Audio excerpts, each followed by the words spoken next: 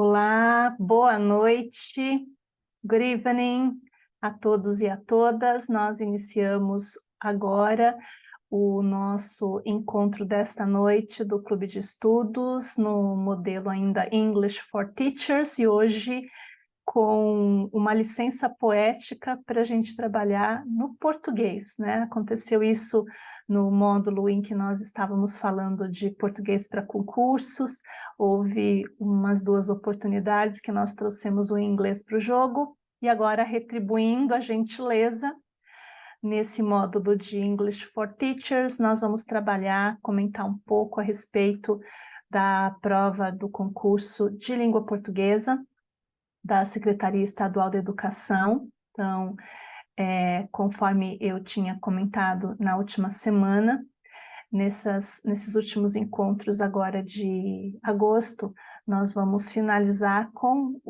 algumas intervenções relacionadas ao concurso, a essa prova. Então, hoje, língua portuguesa, semana que vem a gente vai fazer alguns comentários sobre as questões dissertativas, o universo de temas que foi trazido, o que deveria, né, ser levado em consideração, né, porque tenho certeza aí que muita gente percebeu, né, que uma prova com um número relativamente pequeno de questões não significa uma prova mais fácil, né, uma prova bastante densa, tanto no português quanto no inglês, e entender a dinâmica dessas provas é bastante importante porque elas nos dão dicas do que se espera, né, do que a Secretaria Estadual de Educação, ou vamos pensar num âmbito até maior, né, o que se espera da educação no nosso país, né? Esse concurso ele é bastante significativo nesse aspecto, né? Então, por isso, nós estamos comentando a respeito, é lógico que não é da prova inteira, mas de algumas questões, caso alguém queira fazer alguma pergunta em particular, fiquem à vontade.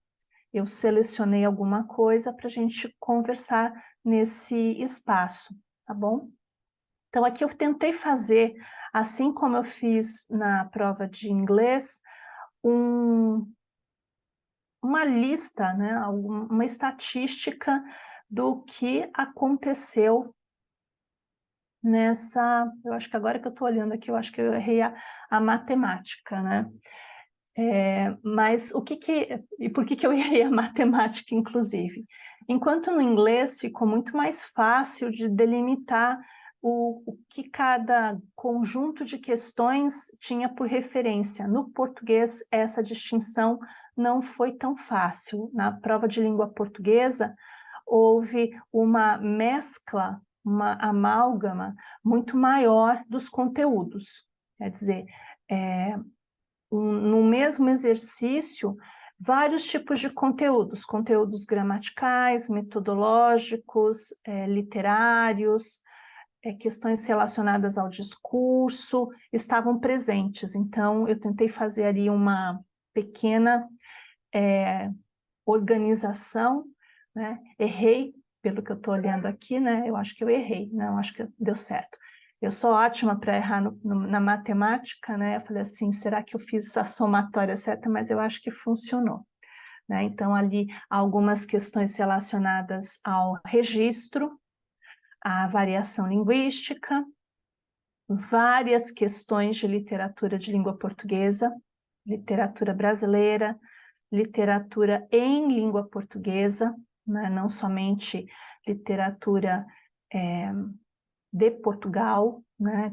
Teve um texto do Mia Couto, né? Então, teve ali uma variação grande, né, em termos literários, questões específicas de coesão e coerência, inclusive a gente vai observar como isso apareceu nessa prova, questões relacionadas aos usos linguísticos, que também eu gostaria de pegar uma questão para trazer para esse comentário, e questões que envolvem metodologia de ensino, os documentos, né? Na prova de língua portuguesa, inclusive, um documento que ganhou bastante proeminência foram os parâmetros curriculares nacionais, né? Além da BNCC, eles aparecem bastante, né? Então, indo para a prova, só trouxe isso daqui para vocês verem. Eu vou pegar aqui a prova. Deixa eu pegar minha colinha aqui, porque eu anotei algumas questões que vão ser interessantes. Está aparecendo para vocês, né? Já a questão de as questões, né? O caderno. E a gente vai olhar aqui esse conjuntinho aqui de questões que envolvem esse texto que tem um gráfico, né? A gente não vai exatamente falar sobre o exercício do gráfico, mas eu queria comentar com vocês a questão 18, tá? Porque a questão 18, ela é interessante pela série de itens que são acionados numa única questão tão pequenininha, tão curtinha, né? O texto, inclusive, é um texto que não é muito grande, né? Eu até vou ler aqui o texto que vai dar base para essa questão. Ele não é muito grande. Teve textos bem grandes nessa prova, né? Esse daqui é uma matéria, né? E ele deu ensejo para duas questões, né? Ele serviu de base para as questões 17 e 18. Então, o texto diz assim: ouvir que não existe quilombola em Santa Catarina me causa indignação, mas não espanto, diz Terezinha Silva de Souza, 87 anos, fundadora da Associação do Quilombo, Caldas do Cubatão, da cidade catarinense Santo Amaro da Imperatriz.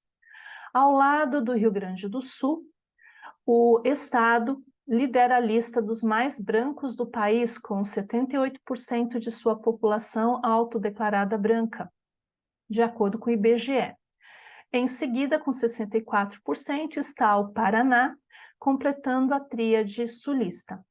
No total da população brasileira, 43% são brancos, segundo dados de 2001 do órgão. Aí tem aqui o quadro, né, informando esses dados, e, na sequência, o negro sempre foi excluído, ficou em segundo plano, teve sua história apagada, afirma Terezinha ao dizer que não se surpreende com quem desconhece as veias quilombolas que pulsam ao sul do mapa brasileiro.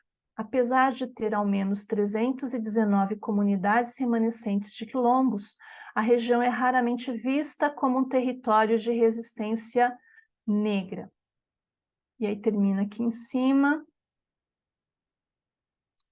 No imaginário coletivo, a figura do gaúcho, por exemplo, é com frequência associada à de uma pessoa branca que veste bombacha e anda a cavalo, nada de pretos ou pardos. Que dirá então quilombolas? É o que diz Fernanda Oliveira, historiadora e professora da Universidade Federal do Rio Grande do Sul. Eu, particularmente, também não sabia, né, do dado que é trazido nesse texto a respeito da existência de quilombos na região sul do Brasil, né? Então, é um assunto bem interessante, mas que eu queria chamar a atenção de vocês é como isso é tratado nessa questão 18, né? A questão, só para esclarecer, né, que a gente não vai trabalhar com ela, mas na questão 17, existe um olhar relacionado à semiose, né, ao uso de outros tipos de recursos, além dos recursos textuais, para compor a compreensão textual, que é o uso do gráfico, né? Então, ele trabalha com as chamadas semioses, né, perguntando ali da função do gráfico. Eu queria com vocês a questão 18, como eu falei, ela é uma questão que condensa muita coisa, porque diz assim: respeitando-se a norma padrão, a coesão e a coerência textuais, uma reescrita que se mantém fiel aos sentidos do texto original é. Então, quando você lê o enunciado, o que você entende? Que é um exercício de gramática, né? Um exercício que pede para que se observe as 5 reescritas de fragmentos desse texto, por isso que eu li o texto, já que não era muito grande, e que você deve observar a norma padrão, né? Então, o português da gramática normativa, e elementos de coesão e coerência. Beleza, né? Tudo bem até aí. Agora, ao analisarmos as 5 alternativas, nós vamos perceber outras coisas presentes aqui também. Então, eu tenho que... Ah, e tem outra coisa, né? Uma reescrita que se mantém fiel aos sentidos do texto original. Quer dizer, você tem que observar coesão, coerência e a manutenção do sentido original do texto, né? Que não houve ali nenhum tipo de mudança em relação àquilo que foi dito. Então, a alternativa, só para já responder a pergunta, a resposta correta, né, desse exercício aqui é a alternativa E, tá? Esse é o gabarito. Aí vamos ver, então, o que aconteceu nessas alternativas. Letra A. Vamos começar pela que está certa, né? Já que eu já dei o gabarito, então vamos começar pela E, depois a gente vai lá para A e ver quais são os problemas. Ainda que se contem ao menos 319 comunidades remanescentes de quilombos, a região é dificilmente vista como um território de resistência negra. Enfim, em relação, essa informação está aqui do lado, ó. Se a gente for aqui na parte da esquerda, já vem ali, né, apesar de ter ao menos 319 comunidades remanescentes de quilombos, a região é raramente vista como um território de resistência negra. Quer dizer, a alternativa E está retomando ou reescrevendo o que foi dito no texto, mantendo, né, a gente consegue ver que tem uma manutenção temática, então a informação é igual, é a mesma, mesmos dados e mesmo sentido, né? O que poderia causar dificuldade na escolha da alternativa E, né? Que é o gabarito, que é a resposta correta, né? Porque a gente tem uma tendência, não sei quanto a vocês, né? Mas quando eu bati o olho, assim, você bate o olho, você vê o contem, e a gente lembra de uma outra palavra que é o outro verbo, que é o verbo conter, né? Que tem acento, inclusive, né? E aqui a gente tem uma grafia semelhante, só que sem acento, porque aqui não é conter, não é ainda que se contenha, né, comunidades, mas que se conte, de contar, 1, 2, 3, 4, 5, 6, e o verbo contar não tem acento, né? Então você bate o olho e você fala, essa está errada, porque está faltando o acento. Não é verdade? Estou falando, né? Quando eu bati o olho, eu falei, eu primeiro olhei e falei assim, eu acho que tem que olhar com cuidado, porque parece que todas têm algum problema. Essa não tem problema, porque ela usa um verbo com sentido diferente daquele que a gente normalmente está acostumado a ver, mas existente e possível e adequado a um contexto de língua portuguesa, né? Então, aqui não há problemas, porque você está utilizando um outro verbo, que é o verbo contar, né? Na forma de plural, né? E que não precisa ter acento, certo? Isso considerado, vamos ver os problemas nas... Quer Eu falar, errei, eu Gisele? errei, eu errei essa questão justamente por causa disso. Eu tinha Uhum. assinalado essa alternativa, a hora que eu fui passar pro gabarito, eu falei, mas esse contém tá muito estranho, eu vou mudar, tá errado. Mudei para É, B e dancei. e o da B, a gente vai falar da B, por isso que eu escolhi essa questão aqui, porque eu fiz também eu acho que é legal você fazer, né, a prova, os exercícios, para tentar sentir a gente tem que tentar entrar na cabeça de quem elabora, né? E aí você percebe que eu não gosto da palavra pegadinha, né? Eu acho que não é exatamente pegadinha, mas o que a gente vê aqui? Existe um elaborar de questões que exige muita atenção, uma concentração muito grande, né? Então, você, às vezes, tem questões que você fala, nossa, não é possível que essa aqui seja verdadeira, né? Tá muito óbvio, né?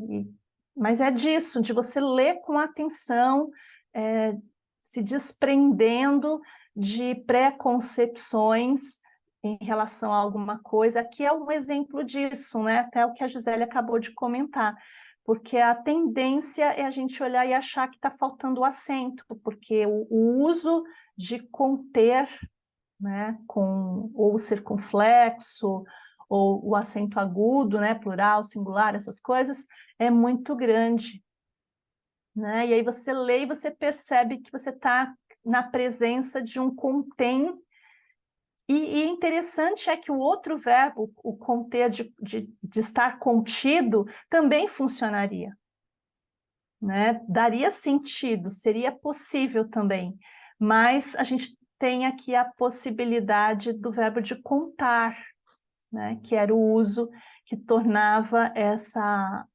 reescrita possível e adequada. Vamos ver quais são os problemas das anteriores, porque aí realmente não tinha jeito, né? E aí um outro caminho seria por exclusão. Letra A, alternativa A. No imaginário coletivo, a figura do gaúcho está ligada à de uma pessoa branca que veste bombacha e anda a cavalo. Não existem nada de preto ou pardos. Nossa, essa aqui é ruim até de ler, né? Fica esquisito, por quê? Em relação à temática, está mantida, é o último parágrafo do texto, né? Que fala da figura do gaúcho. O problema é o não existem nada de pretos ou pardos. Tem um problema aqui de concordância verbal, né? De plural com singular, porque essa expressão não existe nada é sempre singular. Não há nada, não tem nada. A gente pode trocar o verbo, mas combinando com nada tem que ser singular. Não existem, né? Então, o problema aqui é um problema de coesão, né? Um problema de concordância, né? Concordância do verbo com o nome, né? De plural com o nada, e aí teria que ser no singular. Então, o problema aqui é esse verbo existir no plural, que quando você lê, soa estranho, né? Letra B. Ouvir que não existe quilombola em Santa Catarina não só me causa indignação, mas também espanto, diz a professora Terezinha Silva de Souza. Aqui tem dois problemas. O primeiro é esse ponto junto com o final da aspa e a vírgula, né? É um negócio que a gente não costuma ver isso daqui, essa construção, mas tem um outro problema aqui, talvez aqui, esse aqui é muito pequeno, e eu só percebi isso, na verdade, mais tarde, né? No primeiro momento que eu fiz o exercício, eu também não tinha percebido, mas existe uma não manutenção do sentido original do texto, porque se você for aqui, ó, ao primeiro parágrafo, se eu não estou enganada, deixa eu voltar aqui, ai, sai daqui. Deixa eu pegar aqui o primeiro parágrafo em que essa frase aparece, aqui, ó, primeiro parágrafo mesmo. Ouvir que não existe quilombola em Santa Catarina me causa indignação, mas não espanto. E olha o que estava aqui. Ouvir que não existe quilombola em Santa Catarina não só me causa indignação, mas também espanto. Quer dizer, mais do que essa questão do ponto presente logo depois do espanto, nós temos uma mudança de sentido. Então, é uma frase possível e a gente acaba achando que essa tá certa, porque realmente, analisando a frase, ela tem sentido, adequada, mas ela não corresponde em sentido àquilo que foi dito no texto.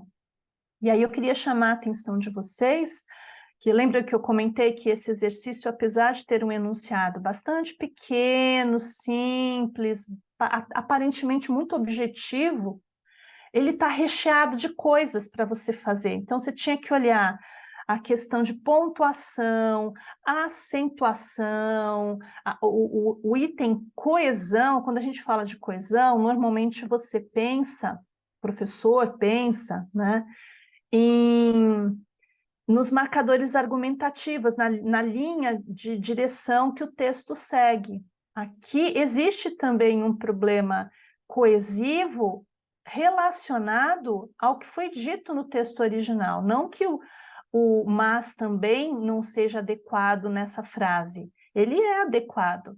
O problema é que ele cria uma informação diferente daquela que está presente no texto, na frase que foi utilizada originalmente no texto, né? Então, quando a dona Terezinha Silva fala que ouvir que não existe quilombola me causa indignação, mas não espanto, quer dizer, ela fica indignada, mas não fica espantada. Enquanto que aqui, na letra B, ela não só me causa indignação, mas também espanto, quer dizer, as informações apresentadas, elas são um acréscimo de informações, é como se uma fosse se adicionando em informações à outra, né? Isso não apenas me causa indignação, mas também espanto, que é diferente do que ela disse. Então, tem uma questão de coesão que está relacionada entre o que foi dito e aquilo que a reescrita trouxe, né? Então, a questão coesiva, os elementos, os marcadores de coesão, eles foram responsáveis por modificar o significado, mas não significa que sejam inadequados gramaticalmente, né? Então, é muita coisa que cada uma das questões trazia. Na letra C, de acordo com o IBGE, Rio Grande do Sul, Santa Catarina e Paraná compõem a tríade dos estados com as maiores populações autodeclaradas brancas. Aqui, novamente, questão de regência, né, de concordância verbal, né, concordância em número, novamente, concordância de número, porque Rio Grande do Sul, Santa Catarina e Paraná é um sujeito que é um coletivo, né? São 3 estados, então o verbo compor deveria concordar no plural e não no singular, né?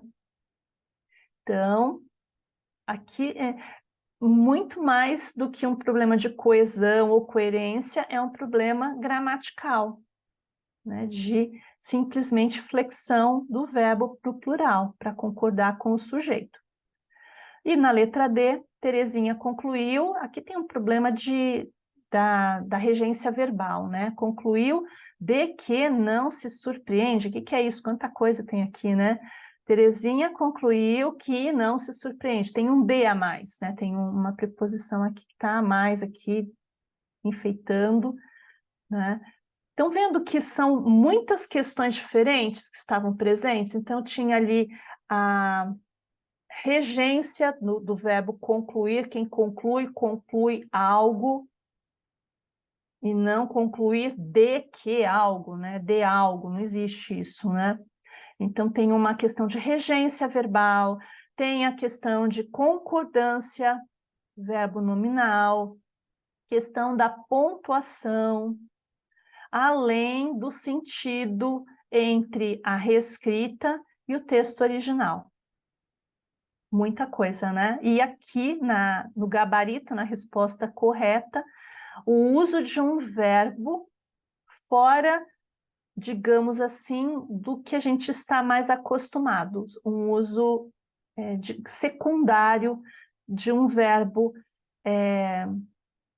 apresentado aqui, né? Que a grande questão é a pontuação, né? A acentuação do verbo. Então, num exercício aparentemente fácil, vocês estão reparando como dá para transformar um exercício fácil em um exercício muito difícil?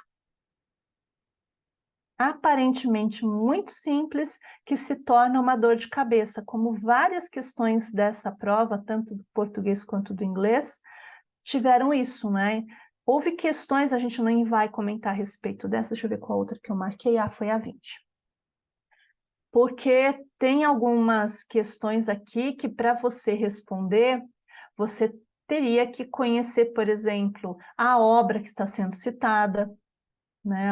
É um conceito específico de uma obra, né? Isso aconteceu no português, isso aconteceu na prova de inglês também, né? Então, não bastava uma leitura do texto trazido, mas do autor, né? Aqui, inclusive, acho que foi, deixa eu ver aqui qual foi a questão, só para comentar aqui rapidamente.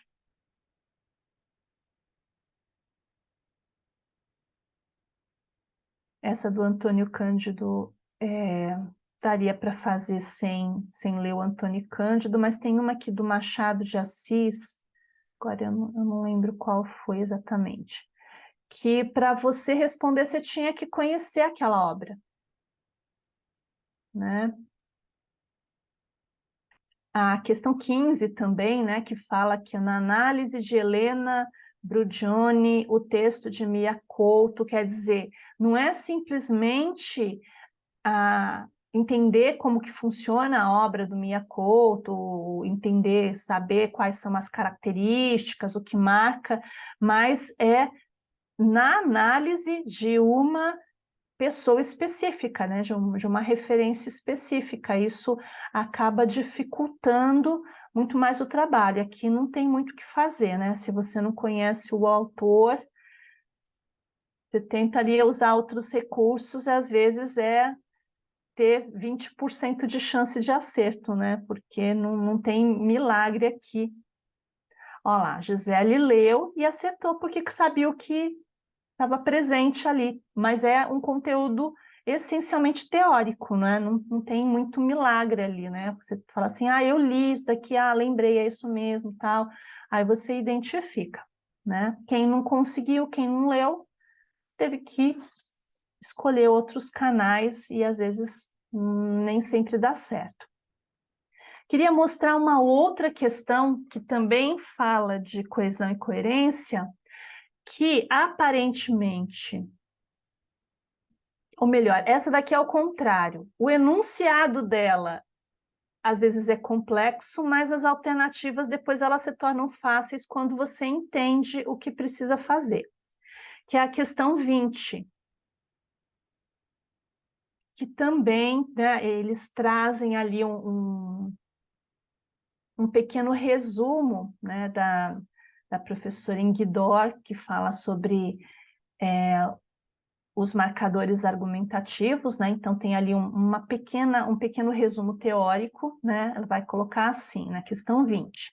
De acordo com Inguidor-Koch, o encadeamento de segmentos textuais de qualquer extensão é estabelecido em grande número de casos por meio de recursos linguísticos que se denominam articuladores textuais ou operadores do discurso. Os articuladores enunciativos ou discursivo-argumentativos são os que encadeiam atos de fala distintos, introduzindo entre eles relações discursivo-argumentativas. Acho que, inclusive, talvez seja do livro que a Gisele tinha mostrado há um tempo atrás, né? Se não for desse, é da do mesmo grupo de livros, de obras que a Enguidor tem, que falam sobre argumentação no texto argumentativo e assim por diante, né? A professora Enguidor Koch, ela é um nome bastante tradicional na linguística textual, né? Que ela vai trabalhar com as questões de como a argumentação se organiza nos recursos linguísticos responsáveis pela manutenção do tema, pela organização do texto e assim por diante. Então, o que ela faz, né? Como vários teóricos dessa área, eles vão observar como o texto, como os recursos da língua são utilizados para criar textos que sejam coerentes, coesos, organizados, que você consiga ver ali qual é para onde o texto está indo, né? Se você está apresentando mais argumentos a respeito de uma determinada situação, se você está fazendo uma oposição de ideias, se você está trazendo ressalvas, enfim, né? E tudo isso, né? O que ela está dizendo nesse pequeno fragmento é justamente isso, né? De que na grande maioria dos casos, né, são os articuladores, os operadores do discurso, ou os marcadores argumentativos, que são essas palavras, são conjunções, né, são grupos de palavras que se organizam, criando mostrando qual é a linha argumentativa de cada texto. A questão é que é um texto teórico, então tem gente que começa a ler, começa a ver articuladores enunciativos, discursivo, argumentativos, encadeamentos de atos de fala, aí a pessoa já vai... É que nem, por exemplo, vou pegar eu, né? Quando eu começo a ler textos da área de matemática, que tem uma nomenclatura muito específica, as minhas chavinhas do meu cérebro elas vão desligando e eu vou entrando no modo piloto automático. E eu fico com aquela carinha assim,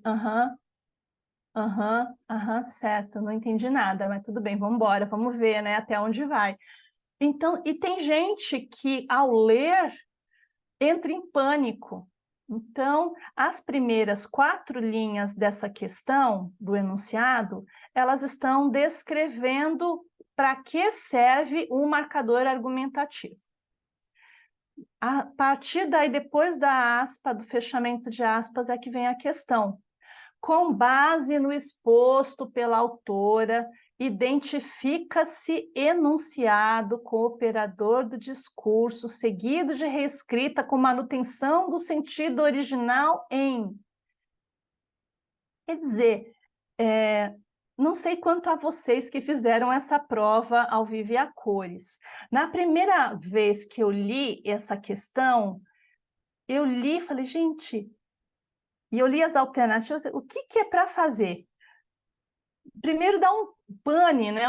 Assim, no final não é difícil, porque o que é para você fazer aqui? Não precisava ter nada dessa descrição teórica da professora Koch, porque faz parte, inclusive, da referência do concurso. Né? Eles colocaram aqui só para fazer uma graça, né? Como sempre, né, para usar um repertório teórico, mas o que eles querem que cada um fizesse? Que você lesse na primeira linha, né, tem ali a letra A, né?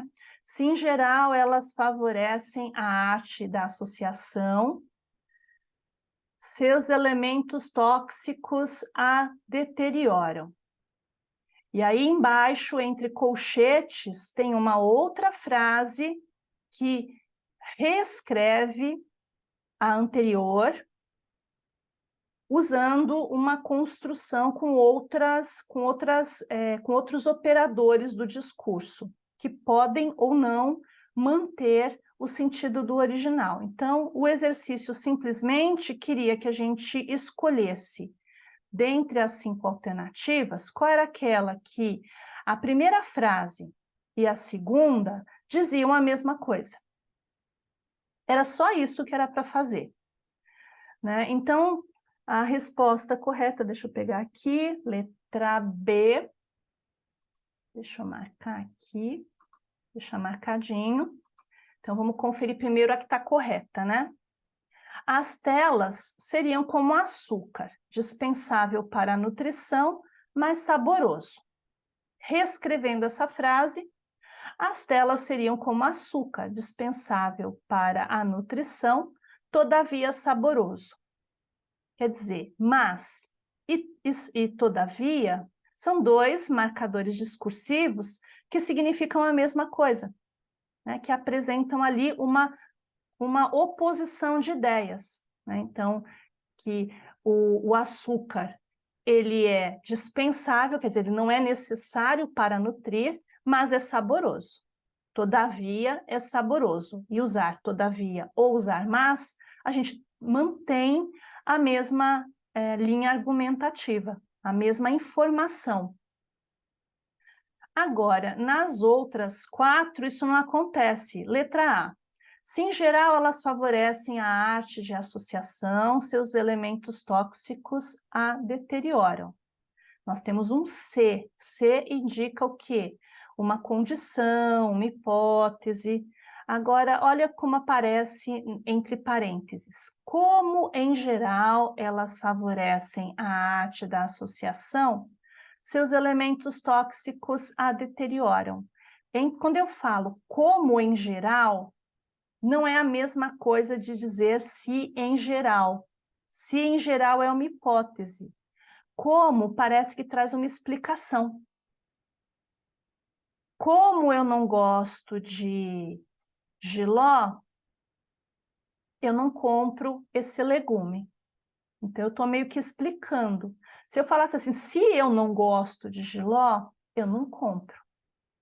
Então, são duas informações diferentes que são trazidas pelo uso de conjunções diferentes. Então, a letra A traz duas ideias diferentes e não significa que está errado. Quer dizer, quando você lê a frase, a primeira frase ou a segunda, elas criam uma informação que faz sentido, só que indicam coisas diferentes. E o exercício pedia que a gente observasse a troca de operador discursivo, mas mantendo o sentido original, certo? Letra C. Justamente os que cresceram sob o uso massivo e diário das redes, e embaixo a reescrita por tão somente os que cresceram sob o uso massivo e diário das redes. Então, justamente, meio que coloca um foco em alguma coisa, né? Justamente os que cresceram, exatamente esses. E aí, tão somente restringe, né? Restringe, assim, ó, apenas os que cresceram, né? Letra D, mas há indícios de que, além de reforçar as outras, elas são a principal. Letra E a de baixo, mas há indícios de que, por reforçar as outras, elas são a principal. Então, além de e por reforçar, não significa a mesma coisa. Tudo bem? E a última, algo dessa ansiedade pode refletir a ansiedade dos pais com tensões políticas e sociais. Um tanto dessa ansiedade pode refletir a ansiedade dos pais com tensões políticas e sociais. Aqui, novamente, algo e um tanto. Né? É sutil, né? Uma parte, né? Algo dessa ansiedade pode refletir, dar um certo tom, uma parte dessa ansiedade, né? Um tanto. As quantidades aqui são diferentes. Né? Quando a gente fala de um tanto, parece assim, um pouco dessa ansiedade, né? E o algo parece algo muito mais específico, né? Um item específico, né? Então, a gente tem distinções de sentido. Talvez a letra B e a letra E, elas pudessem ser o par de dúvida. Contudo, tem que prestar atenção, né? Tem que prestar porque a letra E está aí para criar justamente o que de dúvida. Mas você para pensar e fala assim, não é a mesma coisa. Né? Tem alguma coisa, né, diferente entre... Exatamente, tem que buscar os sentidos. Então, essa questão, ela se torna mais difícil à medida que as pessoas não estão muito acostumadas a fazer esse exercício de analisar realmente os sentidos, de tentar procurar sinônimos, tentar pensar em outras situações, e isso é muito parecido com o que se faz com outras provas de concurso, porque essa questão de coesão, de uso de operadores discursivos, aparece sempre, em todas as provas de concurso. E aqui, para a prova de concurso para professores, apareceu no português e apareceu no inglês também. Né? No inglês também teve o uso de operadores argumentativos. Né? Talvez no inglês a dificuldade é que muita gente não conhece o vocabulário. E aí fala, eu não sei o que significa essa palavra, mas aparecia lá também. Aqui nós conhecemos as palavras, elas não nos são desconhecidas, mas nem todo mundo está acostumado a analisar o sentido que determinadas escolhas trazem ao texto. E aí eu queria até comentar a respeito de uma outra questão. Então, olhem como, às vezes, o enunciado, ele aumenta a carga de dificuldade da atividade, quando a gente também não para analisar com cuidado o que é que de fato você precisa fazer. Eu queria ir para a questão, caso alguém aqui queira perguntar alguma coisa,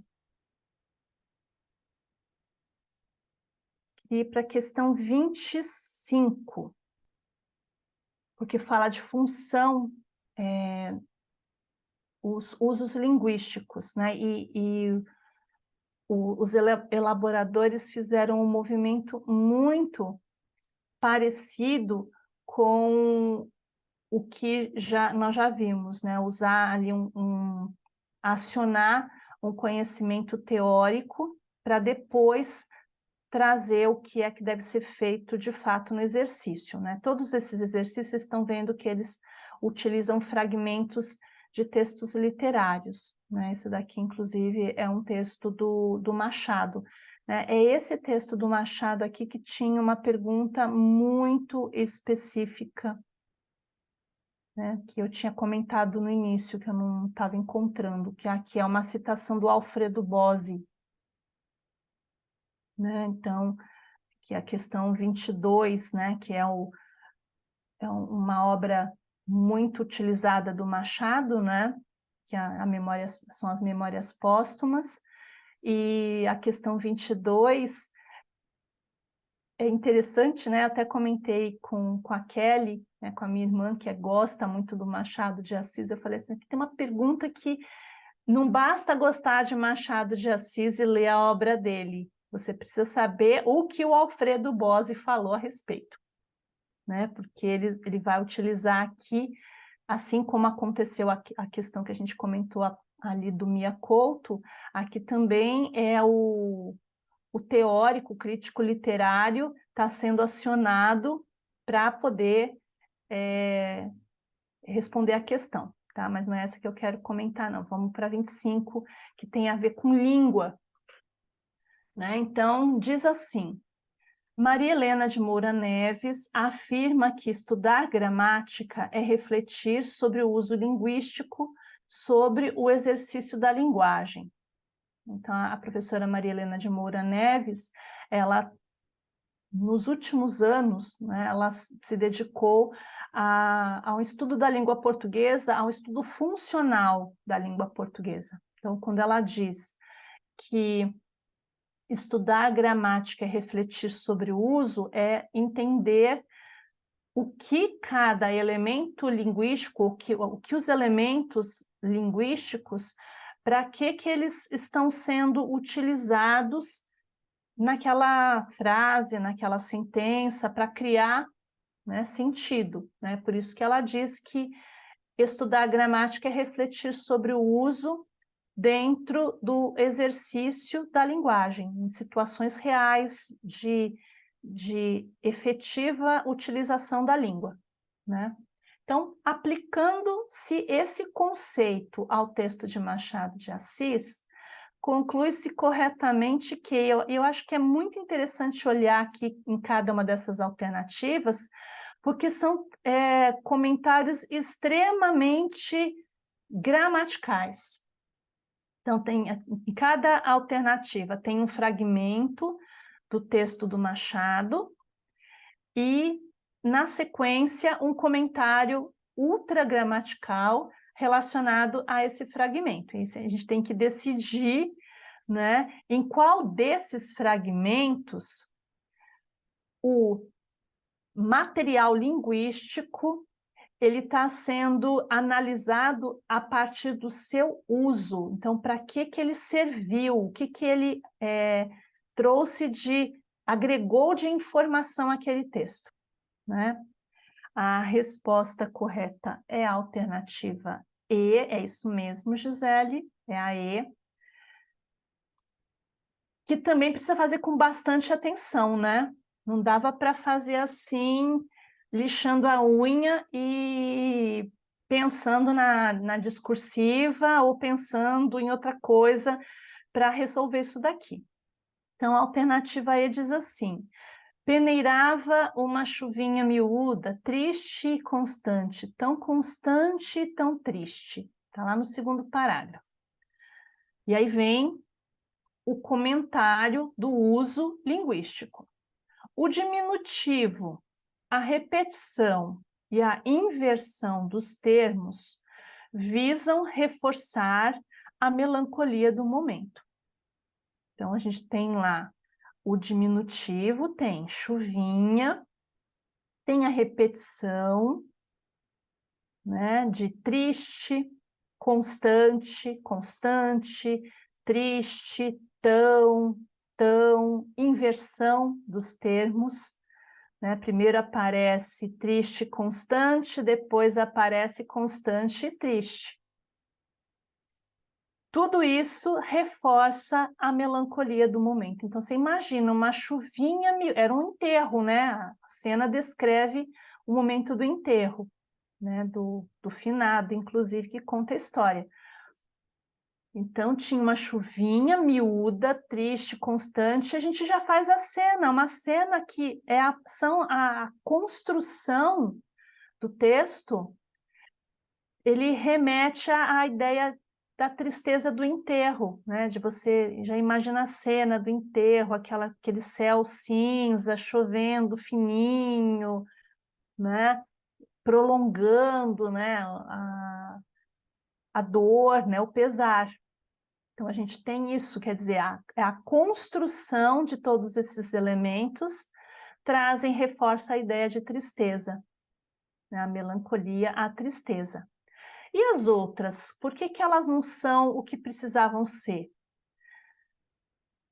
Letra A. Há algum tempo hesitei se devia abrir estas memórias pelo princípio ou pelo fim.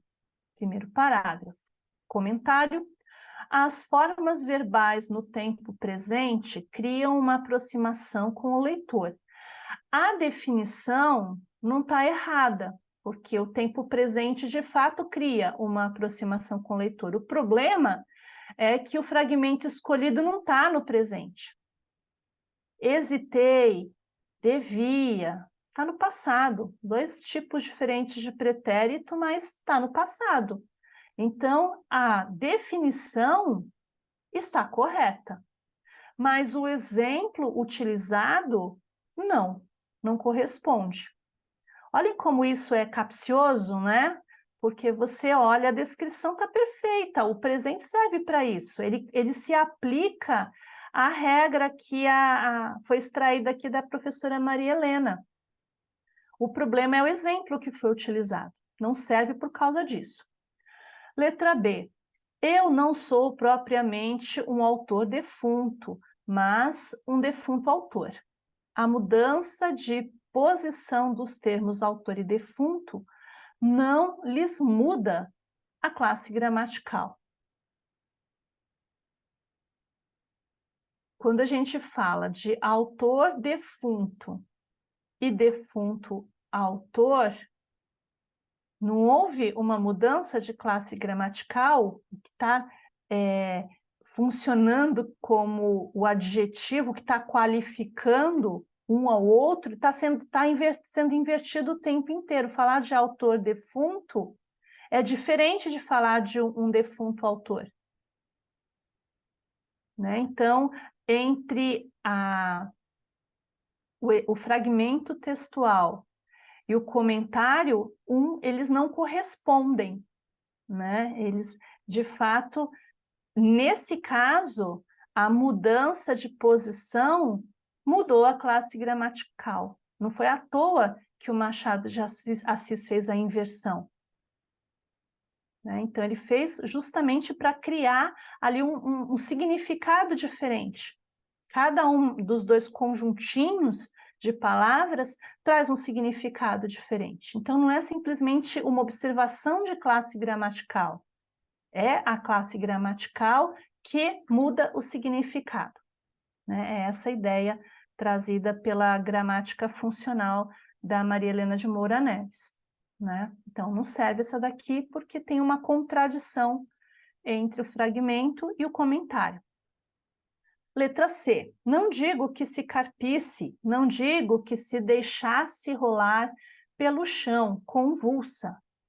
E o comentário é que a repetição do verbo e o emprego do pretérito do subjuntivo enfatizam a aversão do narrador. Então, a gente não tem aqui uma repetição do verbo. Né? Não digo que se carpisse, a gente tem uma manutenção do tempo, né? A construção do tempo, sim. Mas não necessariamente do verbo. A terminação é a mesma, não é? E a gente não pode dizer enfatizam essa aversão do narrador. O comentário também ele está desapropriado àquilo que está no fragmento, né? Não é necessariamente uma aversão, né? Ele está ali simplesmente observando, não é bem assim que a coisa estava acontecendo. Né? Então, o tipo de análise que se sucedeu não corresponde àquilo que está presente no fragmento. E o último material tinha uns 64 anos, rijos e próspero. Perdão. Tinha uns 64 anos, rijos e prósperos, era solteiro. E o comentário, o emprego do artigo antes do numeral tem como objetivo conferir precisão a este. Depende do artigo, né? O problema é que o artigo é uns. Uns é um artigo indefinido. Vocês viram como que a definição, a priori, parece boa. O problema é o tipo de artigo que ele não disse. Né? Então, novamente, para responder essa prova, nós precisávamos de atenção. E eu vou terminar, já estou chegando aqui ao final, né? O que eu queria comentar com isso? Né? O que eu queria deixar de comentários para vocês, para quem fez essa prova, para quem está assistindo ou vai assistir posteriormente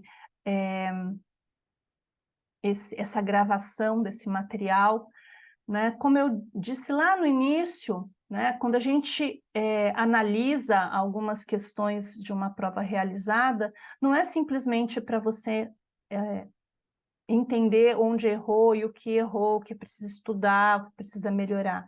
A gente também começa a entender o que é que se espera do profissional que vai trabalhar nessa área, né? Então, uma prova da área de direito, quais conhecimentos de direito esse profissional tem que ter? Aqui, numa prova de português, de inglês, que nível, que profundidade de conhecimento está se exigindo do professor?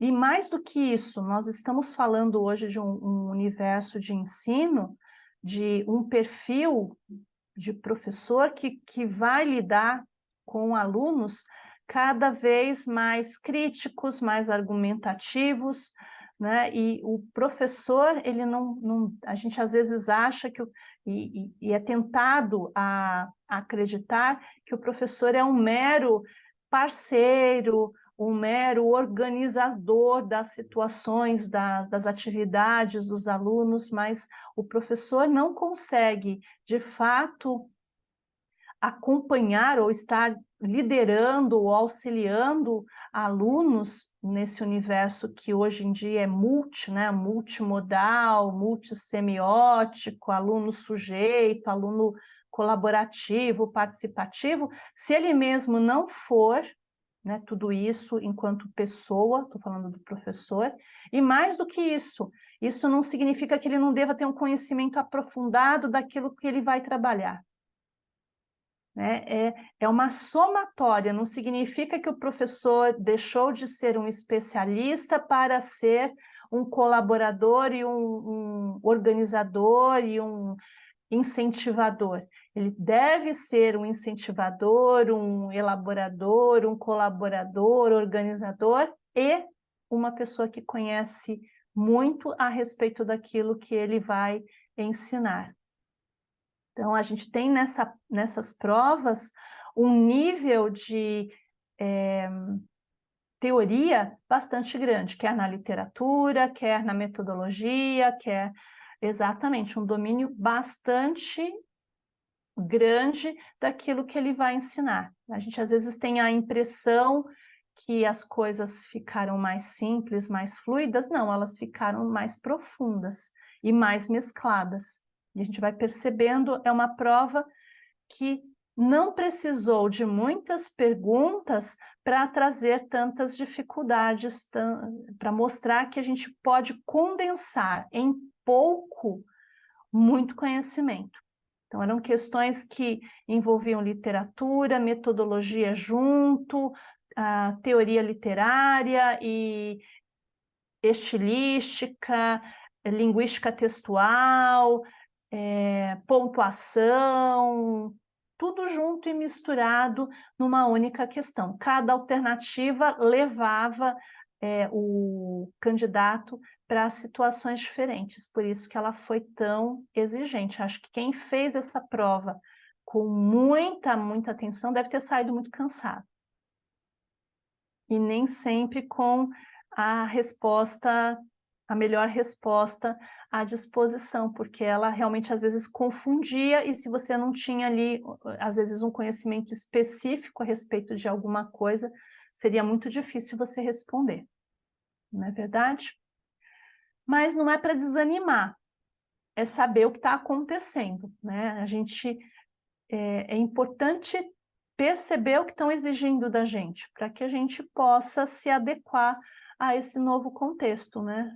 Reclamar não adianta, chorar não adianta, já foi bem, foi mal, foi mais ou menos, agora é esperar e pegar essas lições para que em outras oportunidades vocês possam aproveitar, não é verdade? Então, meninas que estão aqui, agradeço a presença de vocês. Se tiverem qualquer pergunta, se quiserem comentar alguma coisa. Quer comentar alguma coisa, Gisele? Quer falar alguma coisa? Tranquilo? E fiquem à vontade, semana que vem a gente pode, se vocês acharem que vale a pena, a gente pode ainda explorar alguma coisa dessas provas, da prova objetiva, mas a ideia é comentar um pouco também a respeito das discursivas, e para entrarmos depois, no mês de setembro, numa nova fase aqui do Clube de Estudos, que eu comecei a divulgar, né? A ideia é que a partir de setembro a gente possa trabalhar de um modo mais específico e em sub-áreas diferentes dos estudos da linguagem, que é em português, que é em inglês, tá? Então, nas próximas semanas eu vou estar divulgando essas novidades, fazendo um cronograma e também valorizando essa ideia de clube mesmo, de reunião de pessoas que têm um objetivo comum, tá? Então, por conta disso, a dinâmica vai ser um pouquinho diferente, para que a gente possa se sentir valorizado, né? Porque tanto eu como profissional e cada um aqui também como profissional e como pessoas que queiram trocar e aprender juntos e encontrar caminhos, discutir e compartilhar seus sonhos e suas dificuldades, às vezes, né? E na partilha a gente vai aprendendo. Bom, agradeço a cada uma de vocês, agradeço quem depois estiver assistindo, quiserem mandar algum comentário, alguma questão, estou à disposição. Boa noite, bom descanso e até a semana que vem. Obrigada, até mais.